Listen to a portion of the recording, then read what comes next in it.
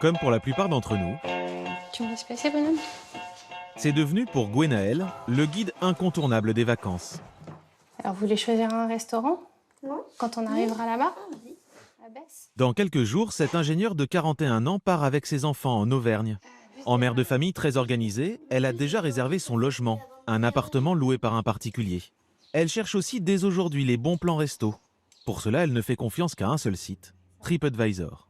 On va regarder les meilleurs et les moins bons? Ouais. Sur cette plateforme, 8 millions d'établissements référencés dans le monde entier. Ils sont notés de 1 à 5 en fonction des avis des utilisateurs.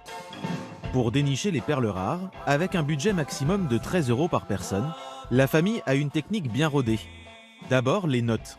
3 étoiles. Tu vois, la 3,5, celui-là, je croyais qu'il était bien, mais 3,5, moi, je regarde pas. On regarde à partir de 4, ok? Alors, Ensuite, les a photos. priori, il y a une terrasse. Et enfin, la lecture des commentaires. Ceux qui intéressent Maxime, ce sont les avis négatifs. Les pizzas sont vraiment horribles. Si on peut appeler ça une pizza, la pâte, on voit à travers. Puis la garniture, on la cherche franchement à fuir. Moi, j'aime bien les avis négatifs, c'est rigolo. Les tirer dans cette pizzeria? Non. Vous faites plus confiance aux avis d'utilisateurs que d'avis de professionnels? Ben oui, bizarrement. Alors, il faut en lire plus parce que y a toujours des râleurs ou des gens qui ont des avis un petit peu bizarres. Mais bon, sur une dizaine d'avis, on arrive toujours à se faire une idée à peu près fiable. Et puis voilà, c'est des vrais gens comme nous et qui ont peut-être plus, les mêmes critères que nous, du coup, qu'un expert qui connaît déjà tout. Il leur faudra quand même une demi-heure pour jeter leur dévolu sur cette enseigne. Un restaurant traditionnel avec un menu à 16 €. Il est classé 4e sur les 37 établissements de la ville. Fromage fondu, charcuterie sont excellents. Bon, écoute, ça a l'air sympa celui-là. 600 personnes ont donné leur avis. Un autre critère important pour Gwenaëlle. Après, je ne sais pas exactement comment c'est contrôlé, mais bon, dans la mesure où moi, ça m'a jamais déçu, on continue à l'utiliser. Pour toi, c'est le meilleur guide de voyage? Pour les restaurants, oui, en tout cas. Comme cette famille, 450 millions de personnes utilisent TripAdvisor. On y trouve de tout, partout dans le monde. Du fast-food au restaurant étoilé. De la chambre d'hôte au palace, de l'excursion insolite à la visite des plus grands musées. Sur TripAdvisor, la moindre expérience touristique est partagée, notée, commentée. Avec 66 millions d'avis postés chaque année, un toutes les 2 secondes, le site s'est imposé comme le guide de voyage incontournable. 6 personnes sur 10 le consulteraient avant de réserver un établissement. Mais faut-il vraiment se fier à TripAdvisor? Pour le savoir, nous sommes allés voir des experts de son algorithme. Nous avons aussi créé un faux restaurant à Paris. Pendant un mois, nous avons tenté de le faire grimper dans le classement. Vous allez voir que les résultats sont pour le moins surprenants. À Paris, dans le 5e arrondissement, Tu commences à avoir faim? Tu as faim? Un peu, ouais. Maya, 35 ans, est une passionnée de cette plateforme d'avis en ligne. Bon, attends. Du coup, je regarde qu'est-ce qu'il y a autour sur l'application.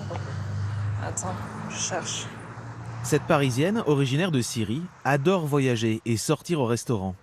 Hey guys, you are coming to Paris. You have it's a must to eat a crepe. Du petit plat à emporter au restaurant chic et gastronomique, elle aime tout tenter, tout déguster et tout commenter. À chaque expérience, elle laisse un avis sur le site. À force, Maya est devenue une experte de la plateforme. Elle va nous montrer comment l'utiliser au mieux. Ça a l'air pas mal. La rose, Damas, Damas. ok. Regarde, 4.4. Attends, je vais lire les avis. Ce midi, elle va tenter une nouvelle adresse, accompagnée de Fadi, son mari. Avant de choisir, Maya regarde tout. 4.5. La note, bien sûr, On prend jamais en dessous de 3.5. On cherche même pas, on teste même pas. mais aussi les photos, le nombre d'avis et surtout leur fraîcheur. Les toutes récentes, c'est qui datent depuis 4 jours. Extrême gentillesse de la gérante et nourriture délicieuse. On regarde vraiment les plus récents commentaires, en fait, c'est ça qui nous importe. Une fois le restaurant sélectionné, Maya ne va pas se contenter d'y manger. Bonjour. J'ai réservé au nom de Maya. À l'intérieur, où nous l'accompagnons en caméra discrète, elle se transforme en critique gastronomique. On fait plusieurs plats. Vous avez aujourd'hui aubergine farcie, Ok. Comme si elle travaillait pour un guide professionnel, Maya note plusieurs critères. D'abord, l'ambiance. Ok, la déco, elle est sans plus en fait. C'est pas le 5 étoiles ou. Bon, après, c'est un restaurant, un petit restaurant, c'est rien. Ils font des plats locaux. Donc, on vient vraiment pour manger plus que venir profiter de la décoration ou autre. Mais qu'en est-il du service et surtout de la cuisine? On se posait la question, c'est vous qui préparez tous les plats? D'accord. Je n'ai Le un chef. D'accord, c'est bien ça en fait. Oui, je lui disais. D'accord, ok. Ouais. Non, mais Tout est fait maison ici. tout est fait maison, ouais, c'est bien ça. J'ai hâte, j'ai très faim. Maya a choisi un plat de boulettes de viande, accompagné d'une sauce au yaourt. C'est super bien épicé, avec une bonne quantité de coriandre. Le riz, il est bien cuit, il est bien fait avec la vermicelle. Ah, c'est dommage, juste un tout petit peu plus de yaourt. C'est des plats du jour, faits maison, qu'ils ont préparés. À 13,50 € le plat, copieux. Et le dessert à 4,90 €. Donc franchement, c'est vraiment des prix pas chers. Comme des milliers de Français, après le repas, Maya va partager son expérience. Un geste aujourd'hui devenu anodin. Mais il y a 20 ans, c'était une révolution. Transformer les consommateurs en critiques touristiques gratuits, c'est l'idée géniale qu'a eue Stephen Kaufer, un ingénieur américain, quand il a créé TripAdvisor. À l'époque, personne ne croit qu'il va réussir à concurrencer les guides de voyage. Aujourd'hui pourtant, le site domine très largement le marché. Il est valorisé 7 milliards de dollars. Il faut dire qu'il peut s'appuyer sur une communauté souvent très consciencieuse. Une fois rentrée chez elle, Maya s'attelle à sa critique avec application. Malgré que la déco n'est pas tip-top, elle n'est pas... Bon, c'est pas une déco de malade, hein, ça, c'est vraiment... c'était comme une cantine.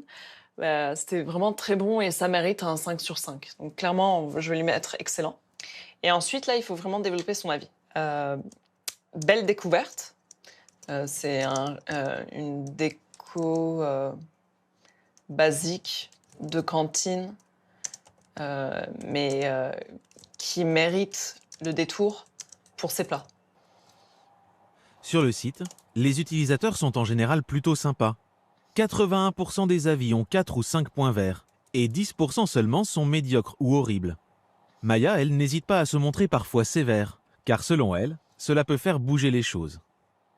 Ça oblige les restaurateurs, ça oblige les personnes, les hôteliers à être aux petits soins auprès des clients, ce qui n'est pas forcément le cas dans des endroits touristiques à Paris où en fait le client n'a aucune importance. En donnant le pouvoir aux consommateurs, l'application a donc créé un système plus démocratique que les guides traditionnels. Mais ces millions d'avis sont-ils tous bien réels? Sont-ils toujours laissés par de vrais consommateurs? Pour le savoir, nous avons tenté de piéger la plateforme en nous inspirant de cet homme. Nous allons faire de cet endroit un restaurant fictif. Ce sera la cabane de Dulwich. Je veux que la cabane de Dulwich devienne numéro 1. En 2017, ce journaliste du site d'information Vice décide de créer ce faux restaurant. En 6 mois, grâce à une centaine de faux avis, sa cabane est classée premier restaurant de Londres. L'entreprise américaine réagit en bloquant immédiatement sa page. Elle se défend aussi en publiant pour la première fois un rapport de transparence qui affirme qu'en 2018, 2,1% des avis envoyés ont été identifiés comme frauduleux et bloqués. TripAdvisor assure aussi renforcer ses contrôles et publie cette vidéo expliquant ses techniques. Avant d'être publié, chaque avis est analysé en détail et soumis à toute une batterie de vérifications électroniques. Nous disposons également d'une équipe de plusieurs centaines de spécialistes qui examinent personnellement chaque situation et qui sont capables de déterminer la fiabilité des avis. Nous avons voulu voir si leur système était bien devenu plus efficace.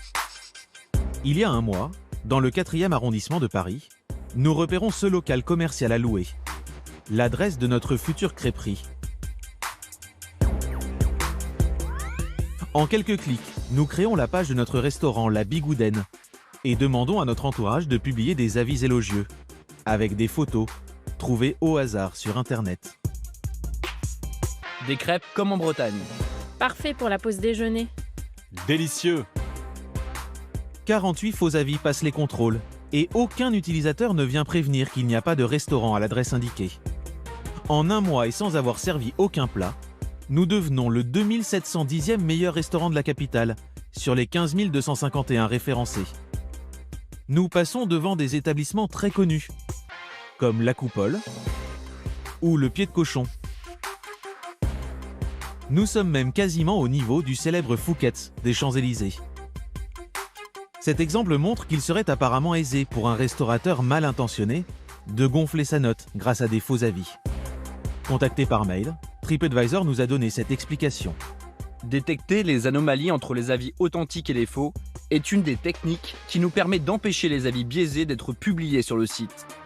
Dans le cas où un établissement n'existerait pas, ces comportements peuvent différer de nos modèles de détection, comme cela a été le cas pour celui-ci. Nous savons que notre système fonctionne, et un test de la sorte ne peut en aucun cas réfuter les expériences de millions de personnes partout dans le monde. La plateforme a aussi supprimé la page de notre restaurant, en indiquant à la personne que nous avions désignée comme gérant. Nous avons été informés que des personnes affiliées à votre établissement auraient rédigé des avis positifs dans l'intention d'améliorer votre classement. Ces avis ont été supprimés. Nous vous prions de cesser immédiatement toute corruption de notre système. Selon notre enquête, ces faux avis resteraient très minoritaires dans la masse des commentaires laissés sur le site. Mais pour améliorer son classement, il n'est pas forcément nécessaire de tricher. On peut le faire tout à fait légalement. À la périphérie de Caen, cet hôtel 3 étoiles Madame Bateau, bonjour. Vous allez bien? Vous avez bien dormi? est dirigé par Guillaume Laloux. Je vous sers ça. Ah, je vous propose des petites tranches de melon. Vous aimez le melon? Hein, je vous fais une petite assiette de fruits frais. Parce que j'ai pas de banane. À 48 ans, cet hôtelier vit constamment dans la crainte des avis que posteront ses clients. Bonjour madame, bonjour monsieur. Tout s'est bien passé? Ouais, vous avez bien dormi? Vous aviez réservé via... Ouais, vous nous laissez un petit commentaire sympathique à l'occasion? Hein? Si vous voulez. Hein. Ok? Réfléchissez, votez. Des avis positifs, Guillaume en a bien besoin. Il a repris cet établissement il y a 1 an et demi. 73 chambres de ce type, entièrement rénovées. Elles coûtent entre 65 et 90 € la nuit. Mais sur TripAdvisor, l'hôtel pâtit d'une mauvaise réputation. On a 3 points verts, ça veut dire qu'on est noté 3 sur 5 en quelque sorte. Et on est classé ici, sur Caen, on est le 34e hôtel sur 41. On n'est pas bien classé sur TripAdvisor parce qu'on a rouvert l'hôtel l'année dernière et on a démarré avec quelques difficultés d'organisation. Et ça nous pénalise et c'est difficile de remonter dans le classement. Super hôtel. Depuis, il y a eu aussi quelques bonnes critiques. Un séjour parfait, super hôtel. Guillaume ne peut pas désinscrire son hôtel ou supprimer sa page. Sur TripAdvisor, c'est impossible.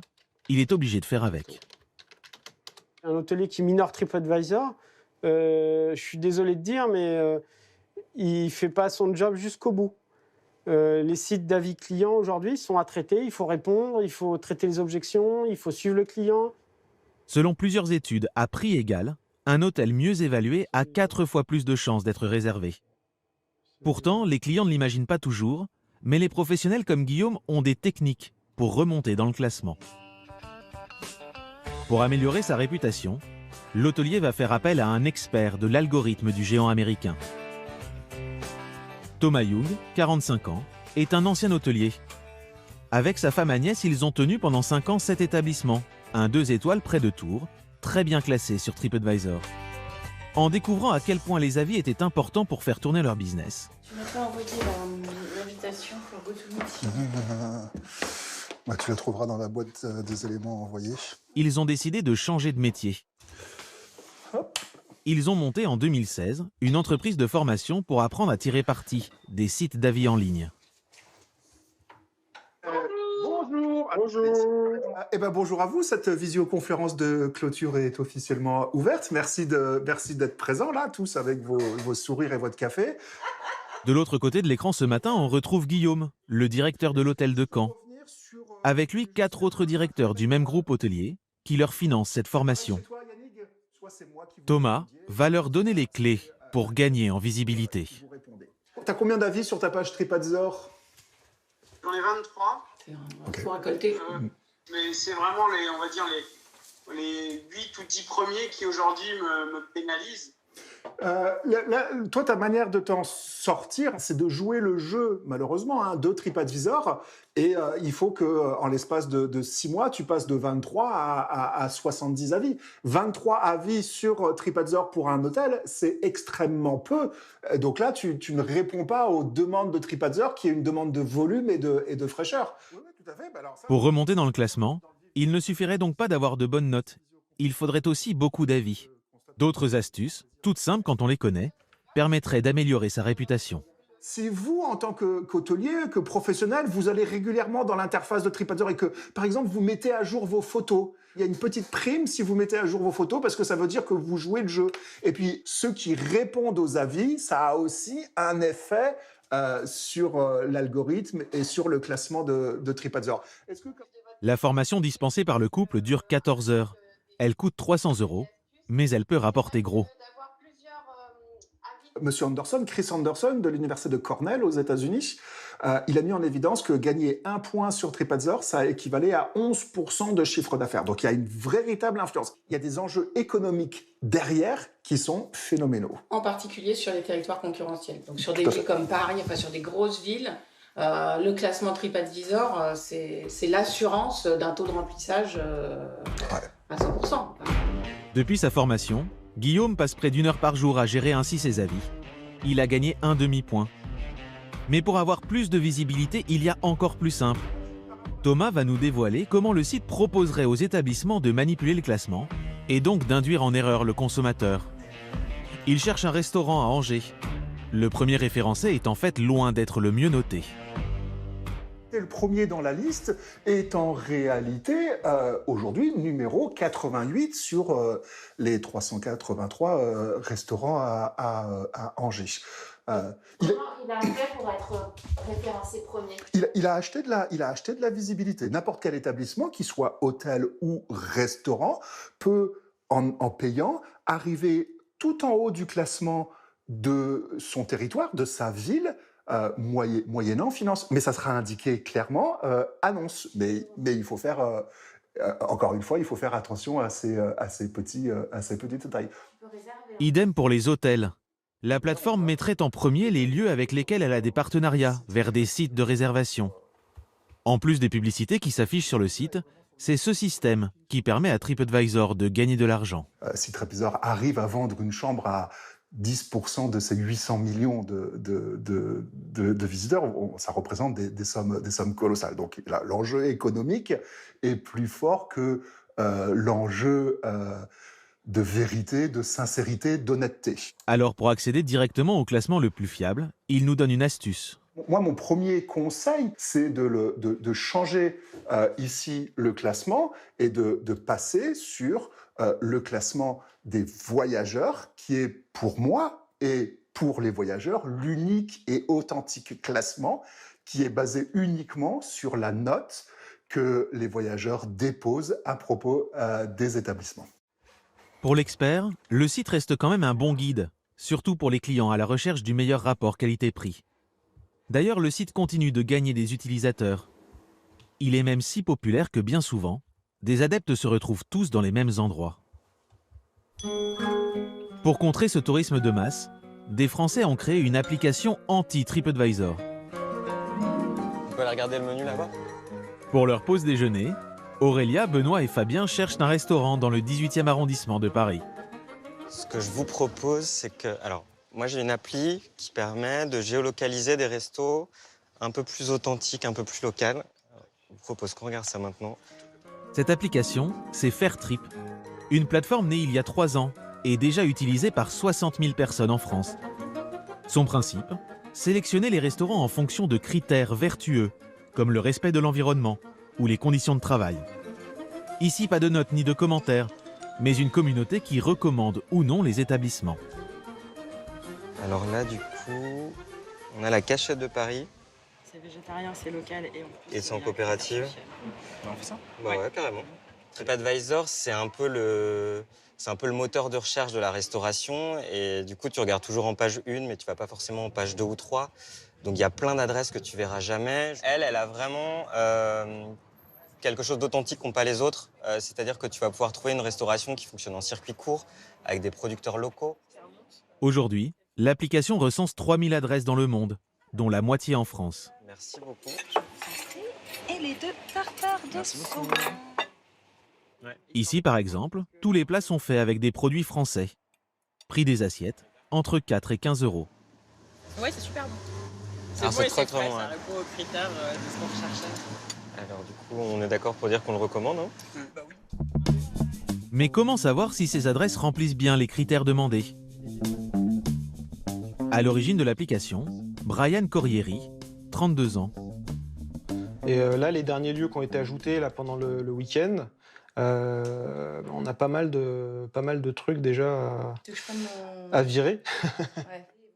Chaque semaine, il réunit ses associés Tevi et Alexandra pour mettre à jour de nouvelles adresses. Un utilisateur vient de leur proposer ce restaurant, situé à Pornichet. Il nous dit que c'est artisanal, traditionnel, fait maison. Le problème, c'est qu'il nous dit pas en quoi il respecte les critères de Fair Trip et les critères qu'il a choisis. Aucun lieu n'est référencé sans avoir été d'abord contrôlé. L'équipe démarre en général son enquête sur Internet. Alors, j'ai une interview pareil des patrons dans Ouest France où ils disent « Tous les produits sont frais et en priorité locaux. Nous limitons les contenants et les déchets. Nous avons la phobie du gaspillage et les barquettes sont en fibre de bambou. » Ça plaide pour une validation du lieu. Apparemment, cela suffit. Ce restaurant est aussitôt répertorié. C'est rapide, mais si un membre de la communauté le signale ensuite comme ne répondant pas aux critères, les contrôles seront renforcés. Alors au final, faut-il faire confiance à TripAdvisor? On l'a vu, même s'il semble facile de laisser de faux avis, et si les professionnels ont des astuces pour gagner en visibilité, la masse des notes et des commentaires en font quand même un bon guide. Et pour ceux qui souhaiteraient sortir des sentiers battus, il existe aussi d'autres plateformes.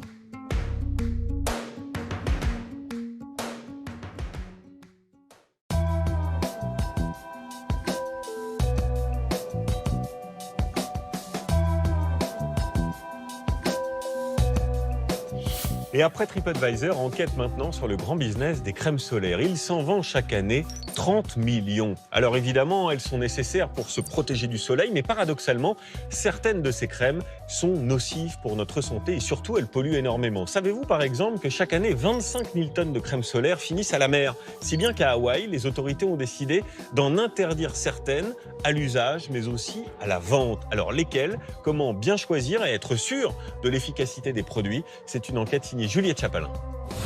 Sous le soleil, exactement. Dans ce décor de rêve, près de Toulon, la plongée s'annonçait idyllique. Ça y est, c'est l'été, les cigales ont commencé, dis donc. C'est le premier jour que je les entends. Les cigales en mer. Sandrine Prévost, monitrice et militante d'une association qui défend les fonds marins, emmène ce petit groupe à la découverte de la vie aquatique. Eh ben, on y va? C'est parti?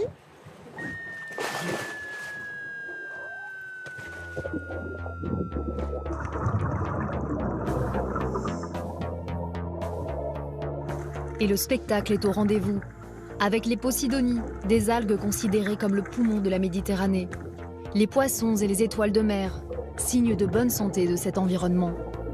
Le décor est presque parfait, mais il y a une ombre au tableau. Ces coraux, en partie blanchis, alors qu'ils devraient normalement être complètement verts. Telle une infirmière, Sandrine les surveille régulièrement et prend des notes sur leur état de santé. Elle leur a même donné des petits noms. On a vu Maria. Maria, on va pouvoir prélever sur Maria parce qu'elle est bien abîmée, d'accord? Au lit, ça va. Pleine forme. Beaucoup mieux que cet hiver.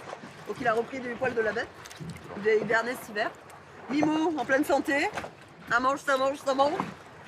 Ensuite, on a Joe qui est un peu abîmé. C'est celui que je t'ai fait prendre. On a bien vu, il y a vraiment des coraux très blancs. Là, on sait que c'est mort. Ces ravages sur les coraux sont en partie dus à un accessoire essentiel de nos vacances. Parmi les causes du blanchiment, les crèmes solaires, par exemple, qui, elles, sont déversées en grande quantité parce qu'on les met sur la peau et qu'on se baigne et que ça se répand dans l'océan. Et en effet, sur les criques alentours, comme sur tout le littoral français, la crème solaire est massivement utilisée. Notamment par cette jeune femme qui se protège contre les rayons du soleil sans imaginer l'impact que cela peut avoir. Est-ce que vous connaissez les dégâts de la crème solaire, le coraux, parce que ça tue le corail quand c'est des crèmes chimiques? Non, du tout. Mais maintenant que vous le dites, c'est vrai qu'on fait pas gaffe s'il y a des produits chimiques ou pas, mais enfin, je pense que si on met ça sur la peau, c'est que c'est censé être bon quand même. Mais vu que c'est une marque qui est assez connue, bah, on se dit, on fait confiance tout de suite.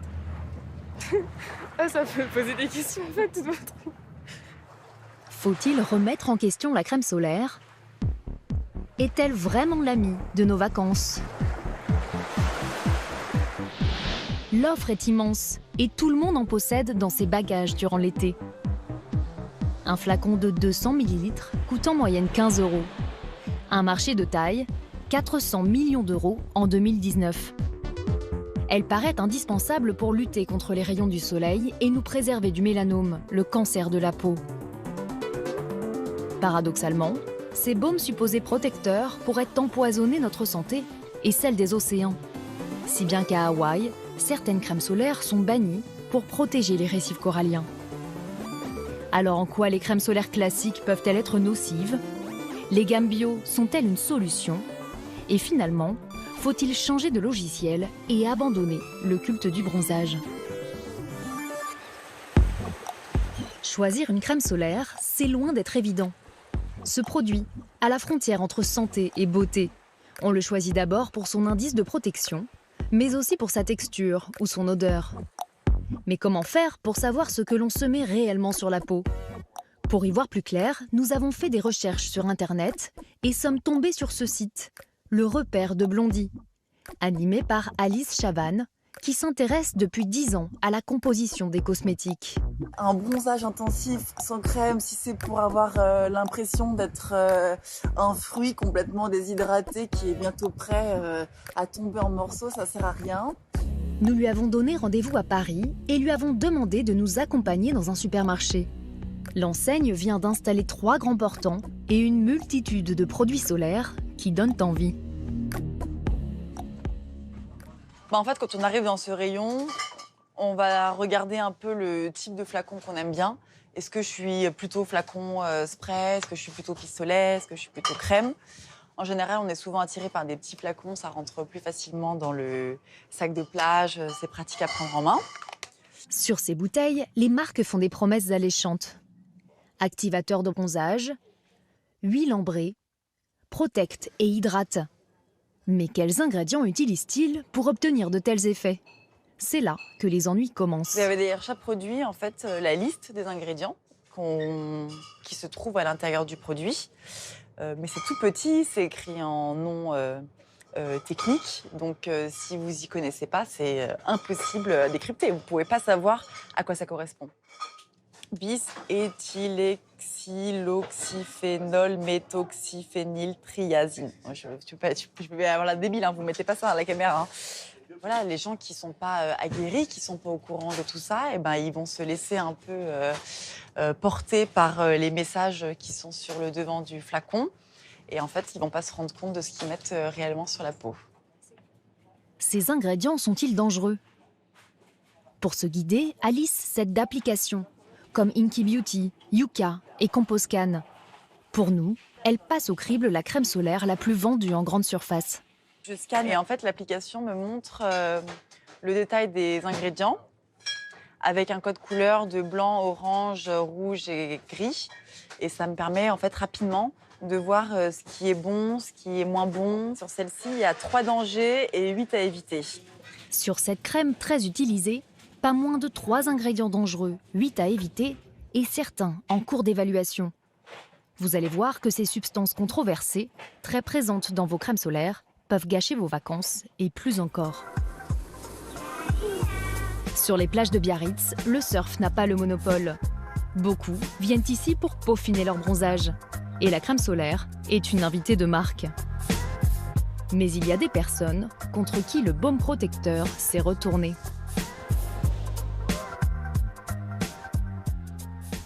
À quelques kilomètres de là, une dermatologue l'a bien compris.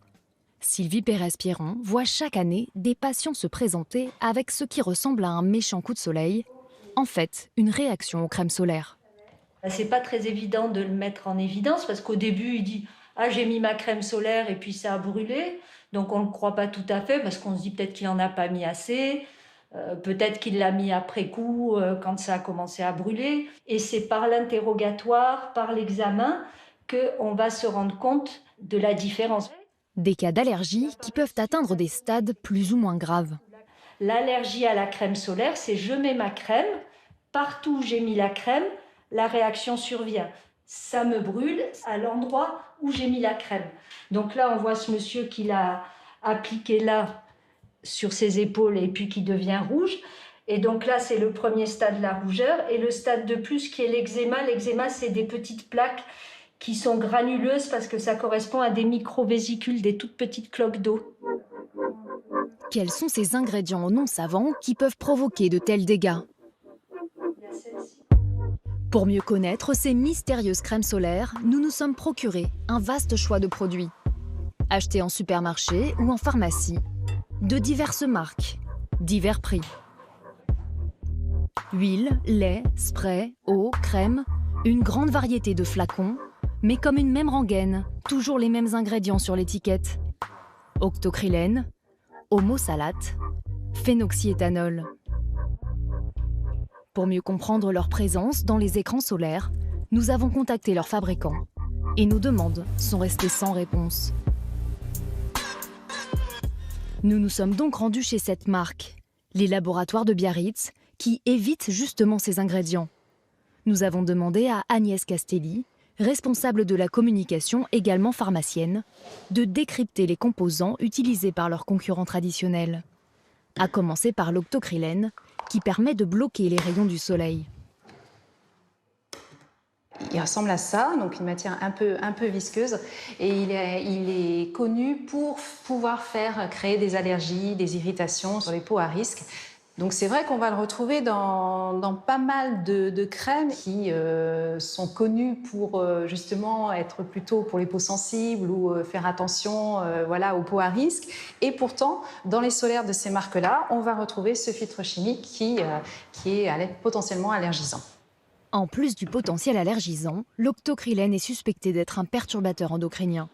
Et ce n'est pas le seul ingrédient anti-UV qui pose question. Un autre filtre potentiellement perturbateur endocrinien, c'est l'homosalate. Alors l'homosalate, c'est vraiment un filtre chimique qu'on va retrouver dans la majeure partie des crèmes et même dans les crèmes qui sont destinées à l'application chez l'enfant. Il n'y a pas que les filtres qui sont un problème. Il y a aussi un conservateur très régulièrement utilisé par les fabricants. Par exemple, on a du phénoxyéthanol. Alors, le phénoxyéthanol, c'est un conservateur connu pour être perturbateur endocrinien. Donc, un conservateur qui est certes très efficace, mais qui est à risque. Ces ingrédients issus de la pétrochimie sont tous autorisés par la loi. Pour les industriels, ils ont l'avantage de façonner des crèmes solaires faciles à appliquer, agréables au toucher ou à l'odeur. Tout cela à moindre coût. Mais il y a donc des conséquences pour la santé de l'homme, et pas seulement, car 25 000 tonnes de produits anti-UV se répandent dans les océans chaque année, soit près d'1 litre par seconde. Retour à Toulon, où l'équipe de plongeurs observe les coraux abîmés. 10% du corail mondial serait directement menacé par les crèmes solaires, dont les effets viennent s'ajouter au réchauffement climatique. Parmi les substances nocives, on retrouve l'octocrylène, l'homosalate et le phénoxyéthanol, mais aussi l'oxybenzone et l'octinoxate, des substances qui perturbent la reproduction des coraux. Sandrine a adhéré à une association qui réhabilite le corail, Ocean Quest. Elle fait de la médecine d'urgence pour les sauver. Alors, l'idée, c'est de trouver un coin pour mettre mon petit corail. Donc, moi, j'ai un petit coin là qui est sympa, où je vais pouvoir mettre un corail. Je vais profiter de ce petit trou et je vais le caler là-dedans. Tiens, t'es mignon, toi. Voilà. Je vais lui trouver un petit coin. Voilà, tiens, il tient tout seul presque. On rajoute du catalyseur. C'est du carbonate de calcium. Il y a de la nourriture pour le corail, pour les premiers jours, le temps qu'il déstresse. Bon, la suite, c'est vous qui allez le faire le prochain. Elle va ensuite remettre ses coraux à l'eau en espérant qu'ils retrouvent la santé.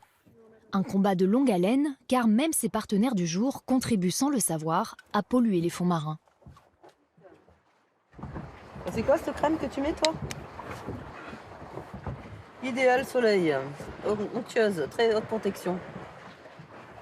Il parle pas savoir si c'est bon, mauvais pour le corail, si... tu vois? Non, on parle pas.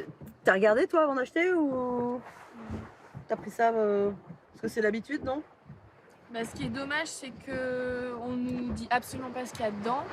On nous dit pas si c'est naturel, si c'est pas naturel, d'où ça vient, on ne sait pas. Et c'est vrai que c'est assez contrariant. Là, il y a une prise de conscience, tu penses? Ah oui, totalement. Le fait d'avoir plongé, d'avoir vu des coraux morts, de se dire c'est peut-être de ma faute en ayant porté ces crèmes, ou même de la faute des gens qui sont à la plage, qui prennent pas forcément conscience de ce qu'il y a autour d'eux. On prend conscience énormément. Face aux effets néfastes de certaines crèmes solaires, il est donc urgent de mieux les choisir. Pour se protéger des rayons du soleil, il existerait des solutions moins nocives. Des crèmes solaires bio, présentées comme meilleures pour l'environnement et notre peau. Alpha Nova, Pure Eden ou Bioregena. Et les laboratoires de Biarritz, la marque qui nous a aidés à comprendre les ingrédients des crèmes solaires traditionnelles. Pour eux, pas de pétrochimie, mais des ingrédients naturels comme cette algue rouge aux vertus antioxydantes qui permettraient de ralentir le vieillissement de la peau, ou ces crèmes à base de minerais qui protégeraient des rayons du soleil. Les écrans minéraux, on en a deux types. Il n'y en a que deux qui sont autorisés par la certification bio. C'est soit du dioxyde de titane, soit de l'oxyde de zinc. On peut comparer ça à du rocher broyé un petit peu. C'est sous forme de poudre au départ, puis ensuite on met ça sous forme d'une crème. Les filtres chimiques absorbent les UV, tandis que les écrans minéraux vont se comporter comme des miroirs et les réfléchir. Voilà. Ensuite, on va retrouver, pour apporter de la nutrition, avoir la peau douce, quand on applique la crème, on va utiliser des huiles végétales. Alors, on utilise beaucoup l'huile de coco, parce qu'en plus, ça a l'avantage de donner un parfum agréable et qui est complètement naturel. Des matières premières qui coûtent cher, d'où un inconvénient pour le consommateur, le prix, en moyenne 130% plus cher que les autres solaires en pharmacie, soit 35 € pour 200 ml. Mais il y a encore un autre inconvénient pour que ces crèmes soient massivement adoptées. Il est cette fois-ci esthétique. On va se mettre là-bas, oui, je te propose. Pour tenter de surmonter ce handicap, Bruno Collet, patron de cette marque, installe des distributeurs gratuits qui s'adressent particulièrement aux jeunes consommateurs. Très important, donc la hauteur, c'est pour qu'elle soit accessible à tout âge. Les enfants peuvent aussi y accéder et c'est certain qu'à travers une crème qui est respectueuse, une crème qui les protège eux-mêmes et qui est respectueuse de ce qu'ils voient, de ce qui les entoure, va certainement pouvoir les convaincre dans l'utilisation. Avec son argument de défense de l'environnement, il attire vite du monde. D'abord cette petite fille, puis toute sa famille. Elle sent bonne déjà. Et puis je trouve qu'elle est onctueuse, on va dire. Il faut frotter pour la faire pénétrer. Elle aura beau frotter, elle gardera toute la journée des marques blanches. Ce baume à base d'ingrédients minéraux ne pénètre pas dans la peau. Avec ce type de produit, il faut changer notre regard sur la crème solaire. Et dans ce domaine, ce sont les surfeurs, amoureux de l'océan et fortement exposés au soleil, qui nous montrent la voie. Sur les vagues, les traces blanches de ces crèmes minérales sur le visage sont presque un signe de ralliement. Parmi eux, Franck Bilaski en est adepte. Il a même lancé sa marque de crème solaire bio, EQ. Lui aussi à Biarritz, car la station est le berceau de ces produits écolos en France. Pour limiter les traces blanches sur le corps, il recommande une méthode particulière. Alors d'abord, il faut bien agiter le flacon à chaque fois pour que tous les produits se mélangent à l'intérieur. Après, moi je recommande une application par petites pointes comme ça, ce qui permet de bien étaler la crème, comparé à la version où on prend une lichette sur les deux doigts et on essaie après d'en mettre de partout. Ça permet d'étaler la crème de manière uniforme. Vous voyez, je vais avoir le voile blanc qui apparaît de partout. Il est bien uniforme.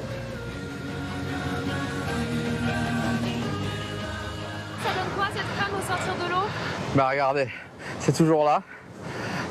Je fais comme ça, ça reste. Là, je sais que je suis protégé. Je peux rester 2 heures à 2h30 comme ça. Je ne vais pas prendre de coups de soleil, je ne vais pas rougir. Je ne vais pas avoir des petites taches qui vont apparaître après les sessions. Voilà, ça protège l'environnement. Ah, ça fait un peu blanc. Mais voilà, tout a un prix. Mais les filtres minéraux sont-ils totalement inoffensifs? Dans un récent rapport, des ONG remettent en cause l'impact de 2 ingrédients naturels, l'oxyde de zinc et le dioxyde de titane, susceptibles d'apporter des nanoparticules aux produits. Ils pourraient s'avérer toxiques pour la santé de l'homme et pour l'environnement. Les crèmes solaires bio seraient toujours moins nocives que les chimiques, mais certains composants restent à surveiller sur l'étiquette. Pour utiliser le moins de crème solaire possible et en limiter les dégâts, il existe une alternative. Se couvrir un maximum le corps avec des vêtements anti-UV, comme le fait cette mère avec son fils. Le prix moyen pour l'enfant et l'adulte est d'une quinzaine d'euros, et c'est une tendance qui vient d'Australie. Mais il y a un inconvénient. Toujours les mêmes coupes et les mêmes couleurs, pas très recherchées. Pourtant, des créateurs se démènent pour faire de ces vêtements anti-UV un accessoire de mode. Dans le centre de Paris, cette chef d'entreprise installe la dernière collection de sa marque de vêtements anti-UV, Canopea. Coucou, ça va? On s'embrasse? On s'embrasse de loin. Ce matin, elle reçoit une acheteuse de Smallable, un site de vêtements pour enfants. La nouvelle collection, les nouveaux coloris. Donc voilà, on a organisé ça un peu ça, c'est nouveau, ça. Voilà, ouais, exactement, en couleur. Donc ça, c'est une nouvelle couleur qu'on appelle plum, prune. Ouais, on est toujours sur des couleurs qui sont un petit peu hors, hors du commun. Constance Artigue a fait le choix audacieux de pièces sophistiquées avec lesquelles on peut évidemment se baigner et qui coûtent quand même 40 €. Au début, quand j'ai dit autour de moi que j'allais lancer une marque de t-shirts anti-UV, on m'a regardé un peu bizarrement et on m'a souhaité bonne chance. Nous, on a vraiment voulu développer un produit qui soit unisexe, avec des couleurs un petit peu plus mélangées, peut-être un petit peu plus subtiles, ce qui fait que les clients vont venir chez nous parce qu'ils trouvent des coloris qui sortent un petit peu de ce qu'on trouve d'habitude. Un discours séduisant pour l'acheteuse qui voit l'offre et la demande de vêtements anti-UV augmenter chaque année. Ce type de produit qui protège vraiment intégralement la peau, qui est léger en même temps, agréable à porter l'été, c'est vraiment une super alternative aux crèmes solaires. Une fois que c'est parti, il n'y a pas à retartiner la crème solaire toutes les heures, à être un peu aux aguets par rapport au coup de soleil. Au moins, là, toute la journée, il n'y a pas de souci. Vous pensez que ça peut devenir la tendance, le t-shirt anti-UV, que tout le monde va s'y mettre à la plage? Je pense qu'effectivement, c'est un bon pari, en tout cas, vraiment de miser sur ces produits-là. On y croit beaucoup, en tout cas. Conquise, elle lui passera 20 000 € de commande, soit l'équivalent de 800 pièces. Au final, comment choisir sa crème solaire pour qu'elle ait le moins d'impact sur notre santé et l'environnement? Si vous restez fidèles aux crèmes chimiques, une application vous aidera à choisir les moins nocives. Sinon, passez au bio en gardant un œil attentif sur la présence des nanoparticules. Et pour réduire la consommation de ces cosmétiques anti-UV, il reste donc la solution des vêtements protecteurs. Mais le plus sage est encore de fuir le soleil entre 11 h et 16 h.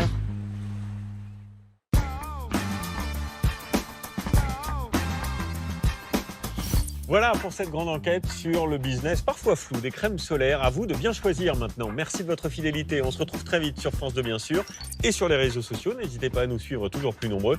Et d'ici là, restez curieux. Ciao.